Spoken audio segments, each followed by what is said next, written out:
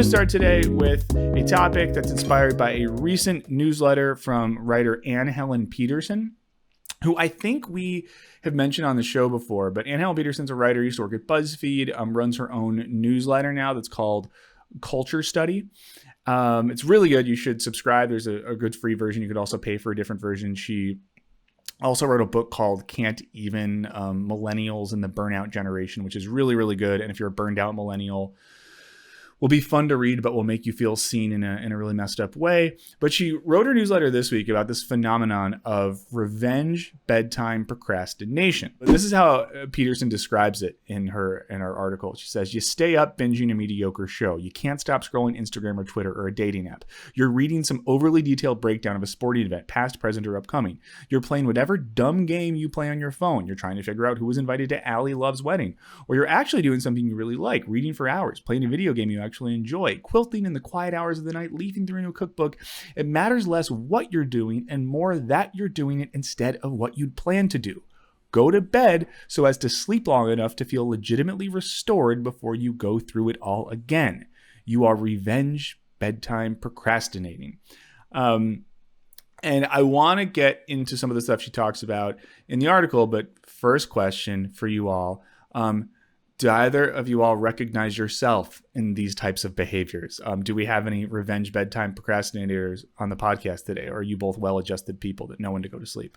So what happens is I open my computer, I set my alarms, and then I start to work.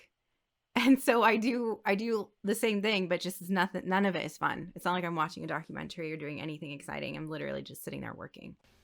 Yeah. Helen, does this ever happen to you?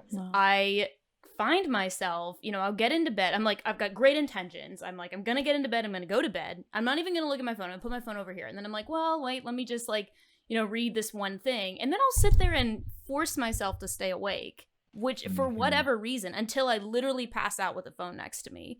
And it's like, just falling down rabbit holes of different things that I didn't have time during the day to look into. Yeah. So...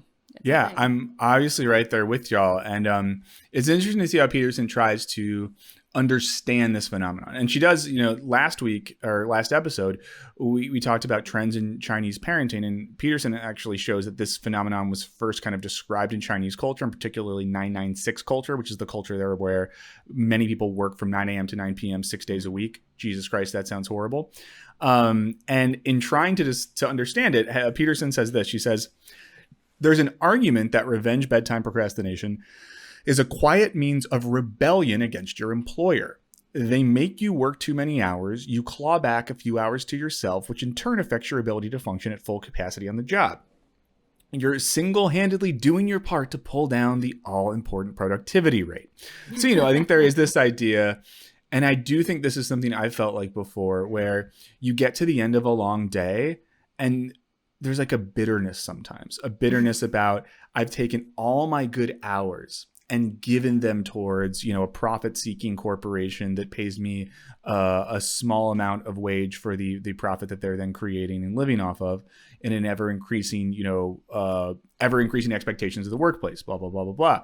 So I think there is this sense of kind of like, fuck you, I'm going to stay up late or watch a movie or do something fun. And I think Petersen also draws a distinction between the difference between staying out late with friends and this idea of like, I'm going to feel shitty tomorrow, but whatever, I'm going to do this, and just like scrolling Twitter alone. And one of those she kind of acknowledges like makes some sense, but the bedtime procrastination makes less.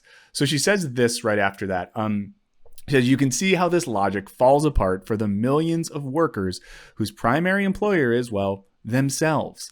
Alternately, the employer or students or editors or readers still gets the best of us. Everyone else, the people we actually care about, including our actual damn selves, they get the dregs because so many of us have internalized the need to prioritize the work we do for pay above all else. So yeah, that one's kind of dark and hits home. And especially that idea that like we have internalized the logic that what's important is doing work for others. I feel like we're going to have a theme on this episode, but back to y'all. That in my soul. Like when you said it, it was like part of my soul just like died and was like, he's talking about you. Yeah, this is an intervention. We are not recording this. This is just to talk to you. Absolutely. I think, also in the article, something that she mentioned is that, at that point, you're a lot of times, and I found myself doing this, it really resonated, where you're looking at your phone, you're maybe even looking at, Instagram or whatever, right? Like on social media, and you're seeing all these people doing the things that maybe you would be doing if you weren't so fucking tired from, working for someone else all day. And those people are probably also eventually laying in bed doom scrolling too, right? But at that point, you're just like, I would, if I were, doing this, if I didn't feel like I was stuck in the rat race, what would I be doing with my life? And instead of having the time to do that thing, you're instead looking at someone else doing that thing. Or at least that's how I used to find myself.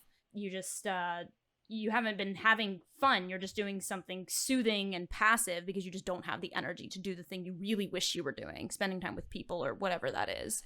Yeah. So what's interesting is I used to think the same way you did, Helen, about like, oh, all these people are like living their best lives and like doing everything. And then I have a friend whose Instagram is just full of these beautiful pictures of her traveling all over the world. And she just looks so happy with her job and her life and doing all these exciting things.